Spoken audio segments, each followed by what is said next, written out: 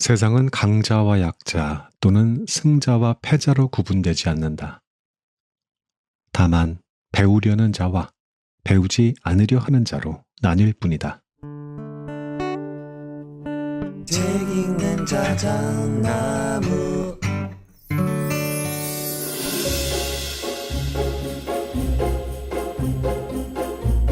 안녕하셨습니까? 봄아저씨 책 읽는 자작입니다. 오늘 하루 어떠셨습니까? 일찍 퇴근했지만 마음은 여전히 바쁘고 조용한 방 안에서 혼자 있어도 머릿속은 시끄럽고 아무것도 하지 않았는데 왠지 모르게 지쳐있는 밤. 그런 날엔 문득 이런 생각이 들기도 하죠. 아, 나 왜 이 모양이야? 왜 나는 늘 제자리 걸음일까? 누군가는 잘해내기만 하는데 왜 나는 그런 재능이 없을까? 혹시 지금 마음속 어딘가에서 이러한 말들이 천천히 부유하고 있다면 오늘 이 이야기 당신을 위해 준비했습니다.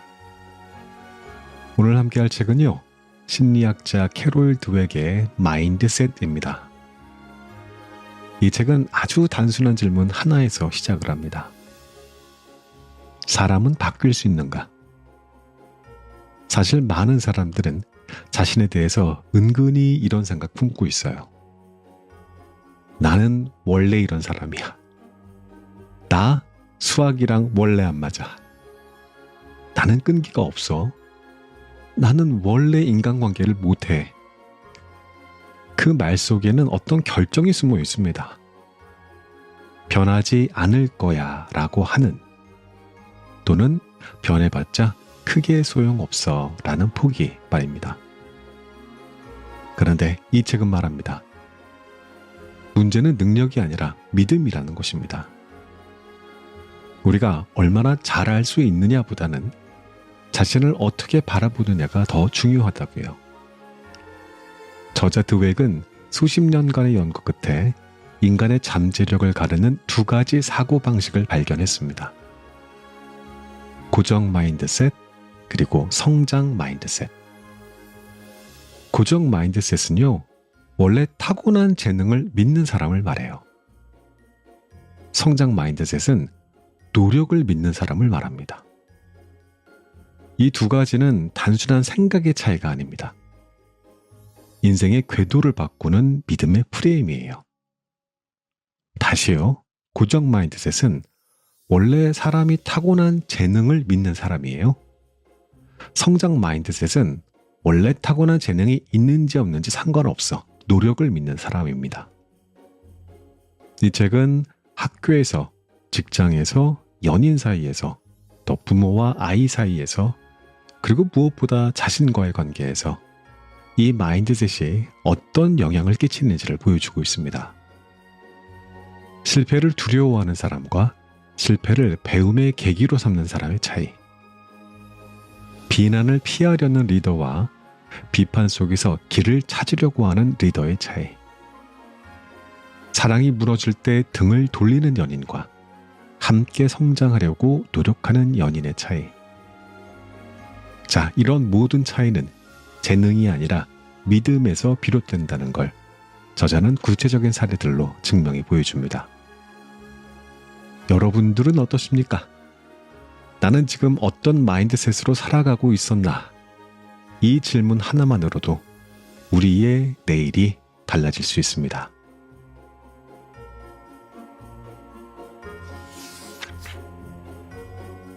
마인드셋이란 무엇인가? 저자가 말하는 마인드셋이란 우리가 지닌 자신의 능력과 특성에 대한 믿음입니다. 그녀는 이를 크게 두 가지로 나눕니다. 고정 마인드셋은 확실함을 추구합니다. 나는 이 정도의 능력을 가진 사람이야 라는 확실한 믿음으로 자신을 규정하죠. 반면 성장 마인드셋은 가능성을 추구합니다. 나는 계속해서 배우고 성장할 수 있어 라는 믿음으로 자신을 끊임없이 재정의합니다. 두 마인드셋은 삶의 다양한 상황에서 서로 다른 반응을 이끌어냅니다. 고정 마인드셋을 가진 사람은 자신의 능력을 증명하는 데 집중하며 실패를 능력 부족의 증거로 보고 타인의 성공을 위협으로 느낍니다. 반면 성장 마인드셋을 가진 사람은 배움과 발전에 집중하고 실패를 학습 기회로 여기고요. 타인의 성공에서 영감을 얻습니다. 저자의 연구에 따르면 이 두 마인드셋의 차이는 우리의 행동 패턴, 학습 방식, 도전에 대한 태도, 그리고 결국 우리의 성취와 행복에 엄청난 영향을 미칩니다. 예를 들어 한 실험에서 저자는 학생들에게 쉬운 퍼즐을 풀게 한 다음에 더 어려운 퍼즐을 선택할 기회를 줬습니다. 고정 마인드셋을 가진 학생들의 대부분은 자신의 능력을 보여줄 수 있는 쉬운 퍼즐을 다시 선택했습니다.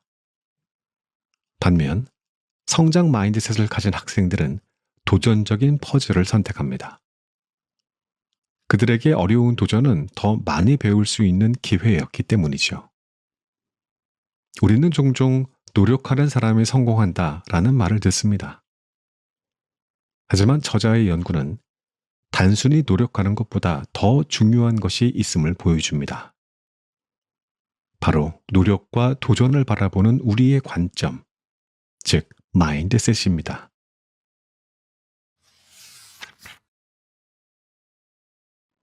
마인드셋의 힘, 성공을 바라보는 새로운 심리학. 마인드셋은 우리가 성공과 실패를 어떻게 해석하는지에 큰 영향을 미칩니다. 고정 마인드셋을 가진 사람에게 실패는 자신의 한계를 드러내는 고통스러운 경험입니다. 그들은 실패를 피하기 위해 안전한 영역에 머물며 자신의 능력에 대한 부정적인 평가를 두려워합니다. 반면 성장 마인드셋을 가진 사람들은 실패를 능력 향상의 필수적인 부분으로 받아들입니다. 저자가 소개한 한 사례는 이를 잘 보여줍니다. 한 대학에서 어려운 물리학 과정을 수강한 학생들의 반응을 관찰했습니다. 성적이 좋지 않을 때에는 고정 마인드셋을 가진 학생들은 나는 물리학에 소질이 없나 봐 라고 결론을 내리고 포기하는 경향이 있었습니다. 반면 성장 마인드셋을 가진 학생들은 아직 충분히 이해하지 못했구나, 더 노력해야겠다라고 생각하면서 공부 방법을 바꾸고 더 많은 시간을 공부에 투자했습니다. 특히 인상적인 것은 저자의 연구에 따르면 마인드셋이 실제 뇌의 활동 패턴에도 영향을 미친다는 점입니다. 고정 마인드셋을 가진 사람들은 실수를 할 때 관심을 덜 기울이고 오류를 수정하는 뇌 활동이 약하게 나타났습니다. 반면 성장 마인드셋을 가진 사람들은 실수에 더 많은 주의를 기울이고 오류를 처리하는 뇌 활동이 더 활발했습니다. 그들은 실수를 통해 적극적으로 배우고 있었던 것입니다. 마인드셋의 영향력은 생각 이상으로 깊습니다. 우리 뇌가 정보를 처리하고 학습하는 근본적인 방식까지 바꾸는 강력한 심리적인 틀이라고 할 수 있죠.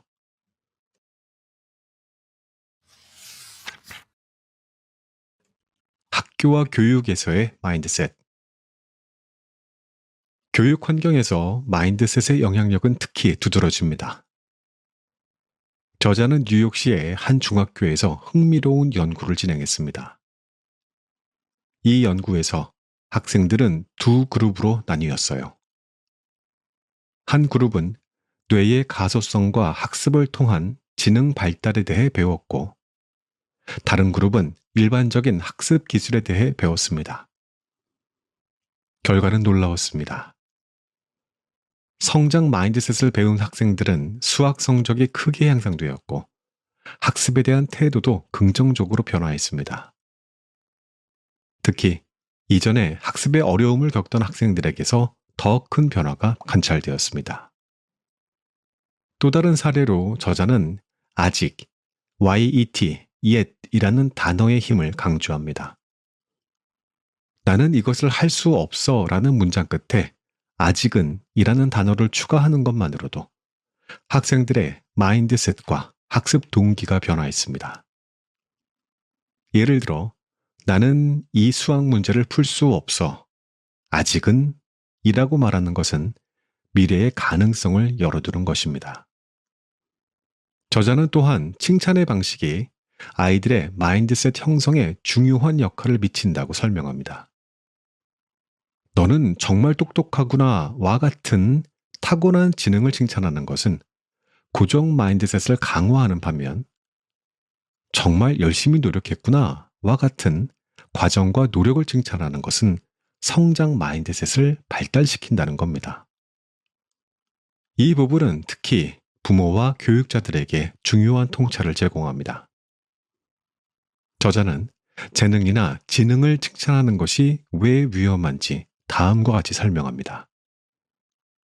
아이들에게 너는 정말 똑똑하구나 또는 너는 타고난 재능이 있구나 라고 말하면 그들은 무의식적으로 나는 타고난 능력이 있고 그것이 내 가치를 결정한다 라고 받아들이게 됩니다. 이러한 생각은 아이들에게 몇 가지 해로운 결과를 가져옵니다. 첫째, 그들은 자신의 똑똑함이나 재능을 증명하려고만 하고 실패를 피하려 합니다. 어떠한 일을 시도하다가 실패하면 그것이 자신의 타고난 능력 부족을 보여주는 것 같아 두렵기 때문이죠. 둘째, 어려움에 직면했을 때 쉽게 포기하게 됩니다. 내가 정말 똑똑하다면 이렇게 어려워서는 안 되는데 라고 생각하면서 자신감을 잃게 되기 때문입니다. 셋째, 실패를 개인적인 실패로 받아들여 스스로를 비난하거나 자존감이 떨어집니다.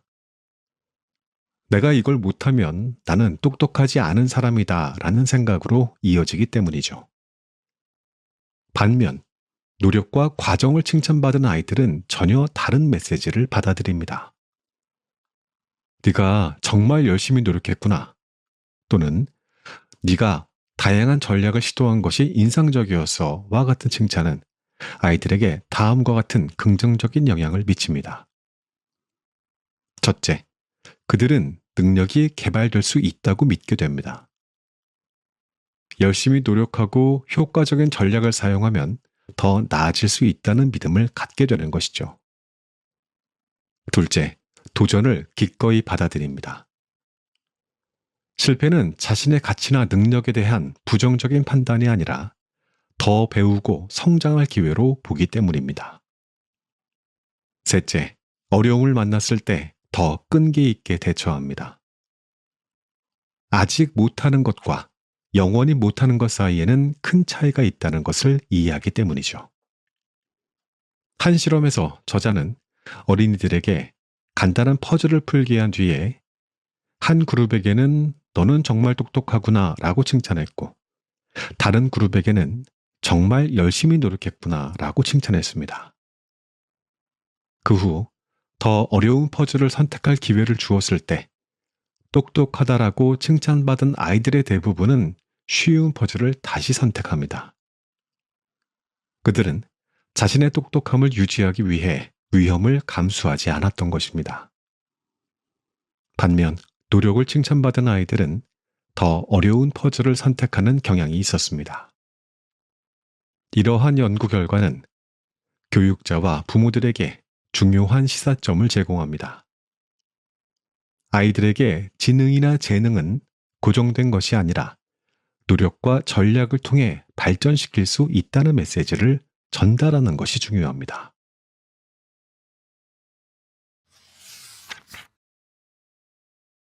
스포츠에서의 마인드셋. 스포츠 분야에서도 마인드셋의 영향력은 분명하게 나타납니다. 저자는 프로 스포츠 선수들의 사례를 통해 성장 마인드셋이 어떻게 최고의 성과로 이어지는지 보여줍니다. 대표적인 예로 농구 선수 마이클 조던의 이야기를 들 수 있습니다. 조던은 타고난 재능만으로 성공한 것이 아니라 끊임없는 연습과 자기 개발을 통해 위대한 선수가 되었다는 것이죠. 그는 나는 프로 경력 동안 9,000개 이상의 슛을 놓쳤다. 거의 300경기에서 패배했다. 26번이나 승리를 가져올 마지막 슛을 맡았지만 실패했다. 나는 인생에서 계속해서 실패했고 그것이 내가 성공한 이유다 라고 말했습니다. 또 다른 예로 테니스 선수 존 맥켄로와 아서 애쉬의 대조적인 마인드셋을 비교합니다. 맥켄로는 타고난 재능이 있었지만 실수나 패배를 자신의 가치를 위협하는 것으로 여겼습니다. 그의 경기 중 폭발적인 분노는 그의 고정 마인드셋을 반영했습니다. 반면 애쉬는 끊임없이 자신의 게임을 분석하고 개선하려고 했으며 패배조차도 배움의 기회로 삼았습니다. 저자의 연구에 따르면 성장 마인드셋을 가진 운동선수들은 훈련에 더 많은 시간을 투자하고 코치의 피드백을 더 잘 받아들이며 역경에서 더 빨리 회복하는 경향이 있습니다. 그들은 재능 자체보다 재능을 발전시키는 과정에 가치를 둡니다. 특히 흥미로운 사례는 프로야구 선수 빌리 빈에 관한 것입니다. 그는 초기에 타고난 스타로 여겨졌지만 프로 무대에서 기대에 미치지 못했습니다. 그 이유 중 하나는 그가 실패를 두려워하는 고정 마인드셋을 가지고 있었기 때문입니다. 그러나 후에 오클랜드 애슬레틱스의 단장이 되어서는 성장 마인드셋을 적용해 전통적인 야구 시장에 도전하고 혁신적인 접근법을 개발했습니다. 이러한 사례들은 스포츠에서의 성공이 단순히 타고난 신체적인 능력만으로 결정되는 것이 아니라 마인드셋과 그에 따른 훈련 방식, 도전에 대한 태도가 중요한 역할을 한다는 것을 보여줍니다.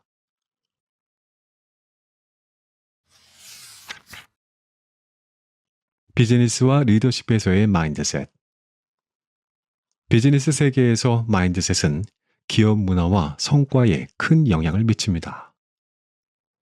저자는 엔론의 실패를 고정 마인드셋 기업 문화의 전형적인 예로 분석합니다. 엔론은 가장 똑똑한 사람을 고용하고 천재성을 숭배하는 문화를 만들었습니다. 그러나 이러한 문화는 직원들이 실수를 인정하지 않고 문제를 숨기며 단기적인 성과에만 집중하게 만들었습니다. 결국 이는 기업의 몰락으로 이어졌습니다. 반면 저자는 마이크로소프트의 사티아 나델라 CEO가 어떻게 아는 것 전부에서 배우는 것 전부 문화로 회사를 변화시켰는지 소개합니다. 이 변화는 마이크로소프트가 클라우딩 컴퓨터와 같은 새로운 영역에서 성공적으로 경쟁할 수 있게 해주었습니다. 리더십 측면에서 성장 마인드셋을 가진 리더들은 자신의 약점을 인정하고 지속적으로 배우며 직원들의 발전을 지원하는 경향이 있습니다. 그들은 직원들에게 당신은 이미 충분히 좋다라고 말하는 대신 당신은 발전할 수 있고 나는 당신이 그렇게 하도록 도울 것이라고 말합니다. 저자의 연구에 따르면 성장 마인드셋 문화를 가진 기업에서는 직원들이 더 혁신적이고 협력적이며 윤리적인 행동을 보이는 경향이 있습니다. 또한 이러한 기업들은 변화하는 시장 환경에 더 잘 적응하고 장기적인 성공을 이루는 경향이 있습니다.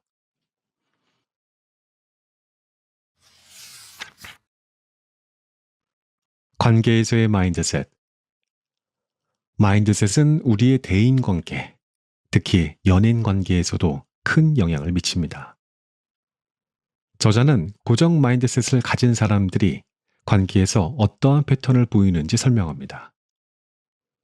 그들은 완벽한 파트너나 진정한 사랑을 찾는 데 집착하며 관계에서 발생하는 문제를 성격의 불일치나 서로의 타고난 특성 탓으로 돌리는 경향이 있습니다. 이로 인해 작은 갈등도 큰 문제로 확대되고 관계 개선을 위한 노력을 포기하기 쉽습니다. 한 커플의 사례를 들어보겠습니다. 톰과 제이는 결혼 초기에 자주 다투었습니다. 고정 마인드셋을 가진 톰은 이러한 갈등을 우리는 맞지 않아 라고 해석했고, 제인의 행동을 그녀의 성격의 고정된 특성으로 여겼습니다. 반면 성장 마인드셋을 가진 제인은 같은 갈등을 우리는 아직 서로를 이해하는 법을 배우고 있어 라고 해석했습니다. 결국 제인의 관점이 톰에게도 영향을 미쳤고, 그들은 서로의 차이를 이해하고 소통 방식을 개선하는 방법을 배워갔습니다. 드웨이의 연구에 따르면 성장 마인드셋을 가진 사람들은 관계에서 몇 가지 특징적인 모습을 보입니다. 첫 번째, 파트너의 단점을 고정된 성격이 아닌 발전 가능한 영역으로 봅니다. 두 번째, 갈등을 관계 발전의 기회로 여깁니다. 세 번째, 상대방을 변화시키려고 하기보다 함께 성장하는 방법을 모색합니다. 네 번째, 실수를 용서하고 새로운 시작을 할 수 있는 능력이 있습니다. 또한 드웩은 관계에서의 성장 마인드셋에 가장 중요한 점을 강조합니다. 성장 마인드셋은 막연히 노력하면 된다고 생각하는 게 아니라 서로의 차이를 이해하고 효과적인 소통 방법을 배우며 함께 발전해 나가는 과정을 의미합니다. 특히 흥미로운 것은 한 파트너의 성장 마인드셋이 관계 전체에 긍정적인 영향을 미칠 수 있다는 점입니다. 위에 톰과 제인의 사례처럼 한 사람의 관점의 변화가 관계의 질을 크게 향상시킬 수 있습니다. 저자는 부모, 교사, 코치와 같은 역할에서 마인드셋이 어떻게 다음 세대에게 영향을 미치는지 설명합니다. 아이들의 마인드셋 형성에 가장 큰 영향을 미치는 것은 부모의 마인드셋과 그에 따른 양육 방식입니다. 저자는 부모가 아이들에게 성장 마인드셋을 심어주기 위해 다음과 같은 방법을 제안합니다. 첫 번째, 결과보다 과정을 칭찬하기. 너는 정말 똑똑하구나 보다는 내가 그 문제를 해결하기 위해 다양한 방법을 시도하는 것이 매우 인상적이었다와 같은 칭찬이 효과적입니다. 두 번째, 실패를 배움의 기회로 재해석하기. 괜찮아. 실수는 뇌가 성장하고 있다는 신호야. 와 같은 메시지를 전달해 줍니다. 세 번째, 아직의 힘을 활용하기. 나는 이걸 할 수 없어 라는 말에 아직은 이라는 단어를 추가하도록 가르칩니다. 저자는 어른들이 자신의 마인드셋부터 점검할 필요가 있다고 강조합니다. 우리 자신이 고정 마인드셋에 사로잡혀 있다면 그것이 우리가 가르치는 아이들에게 전달될 가능성이 높기 때문이죠.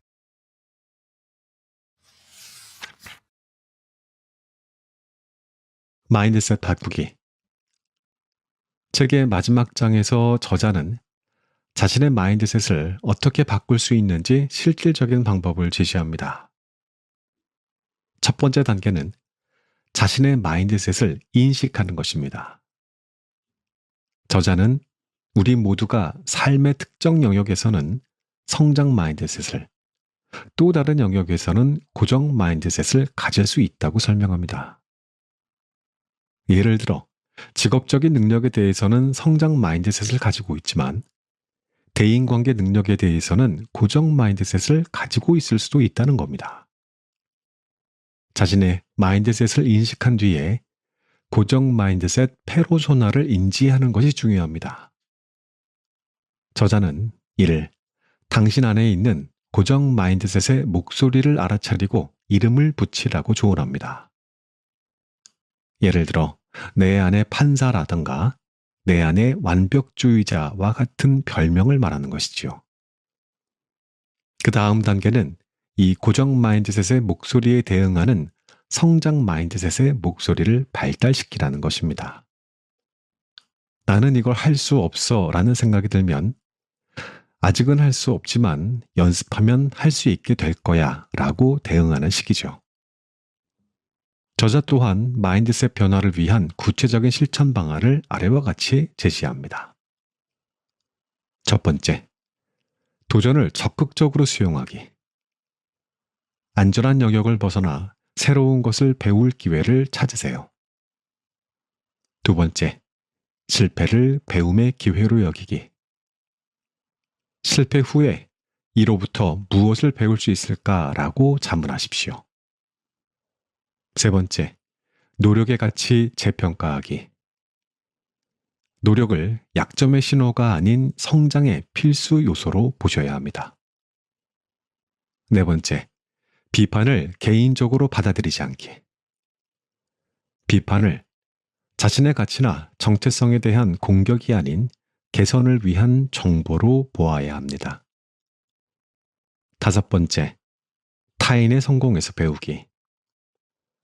다른 사람의 성공을 위협으로 느끼기보다 영감과 배움의 원천으로 보십시오. 저자는 마인드셋 변화가 하룻밤에 이루어지는 게 아니라 평생의 여정임을 강조합니다. 우리는 항상 성장 마인드셋과 고정 마인드셋 사이를 오가게 될 것이지만 시간이 지남에 따라 더 자주, 더 오랫동안 성장 마인드셋에 머물 수 있게 될 것입니다.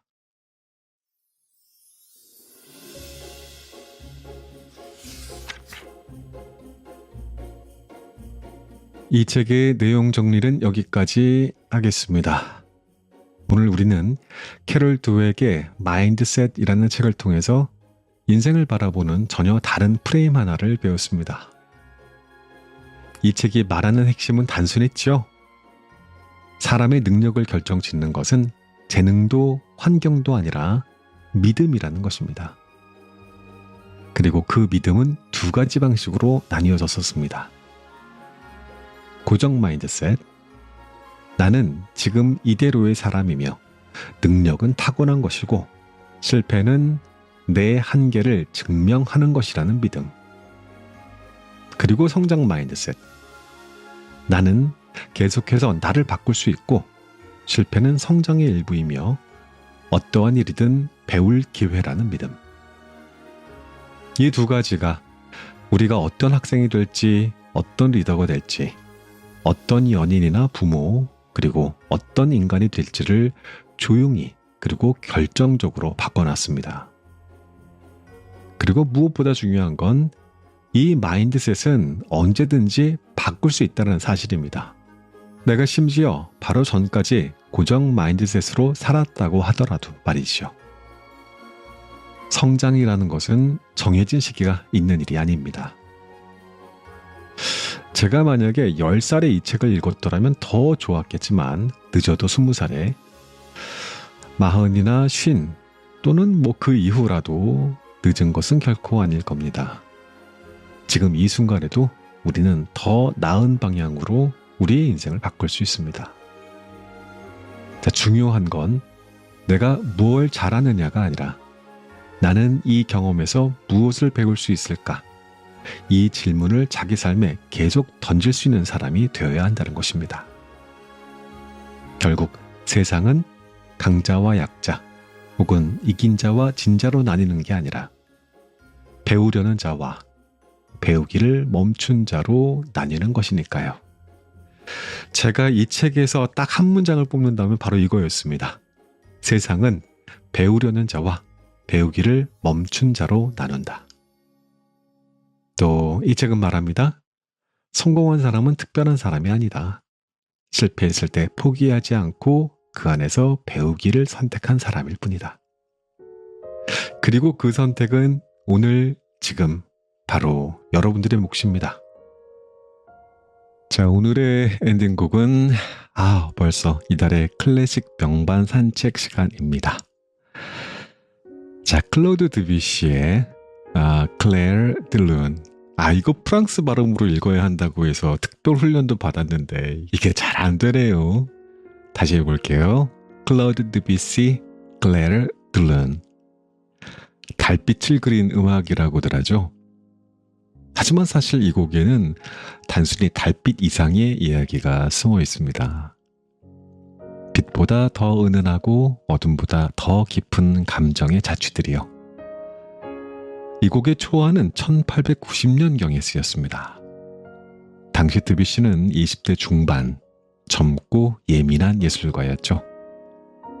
사랑에 서툴고 삶에 지쳐 있었으며 음악계의 인정을 아직 받지 못하고 방황하던 시기였다고 합니다. 그가 처음 이 곡을 쓸 당시 제목은 공상 또는 몽상이었다고 해요. 그만큼 이 곡은 현실보다는 꿈에 가까운 세계를 향해 있었습니다. 그런데 흥미로운 건 그로부터 15년이 지난 뒤에 이 곡이 수정돼서 발표될 때 드뷔시는 제목을 바꿉니다. 달빛이라고. 그 배경에는 시인 폴 베를린의 시가 있었다고 하는군요. 당신의 영혼은 풍경, 그곳에선 마스크들이 돌아다니네. 달빛 아래 하프 소리와 춤, 그리고 꿈. 베를린의 이 시는 희미한 달빛 아래의 가면 무도회처럼 기쁨과 슬픔이 얇은 막 하나로 공존하는 정서를 담고 있습니다. 드뷔시는 이 시에서 영감을 받아 원래 곡을 고쳐 쓰고는 새로운 제목을 붙였습니다. 그 과정은 그가 스스로 내면과 화해하는 시간이었다고도 해석됩니다. 재미있는 이야기가 이 곡이 수록된 그 피아노 모음집에 다른 곡들 비교하면 좀 이질적이라는 점이에요. 같은 모음곡 안에 담긴 곡들은 좀 더 이것보다 화려하고 빠른 템포를 지내는데 이 곡만 유독 느리고 조용하죠. 마치 떠들썩한 무도회 중에 잠깐 발코니로 나와 혼자서 달을 바라보는 장면 같달까요? 드뷔시는 말년에 이 곡을 애정하면서도 동시에 부담스러워했다고도 합니다. 너무 대중적인 인기에 가려서 그의 다른 곡들이 잊혀질 것 같다는 생각도 했죠. 하지만 역설적으로 이 곡이야말로 드뷔시다운 드뷔시를 가장 잘 보여주는 작품이기도 합니다. 자유롭고 인상주의적이며 깊은 감정의 결을 소리로 직조해내는 달빛은 밝지도 어둡지도 않아서 더 마음을 흔듭니다. 너무 가까이 다가가면 사라질 것 같은 감정. 지금 이 시간 드뷔시의 음악을 통해서 그 감정을 만나보시죠. 조용히 마음 안으로 빛이 스며들기를 바라면서 Glitter de Lune.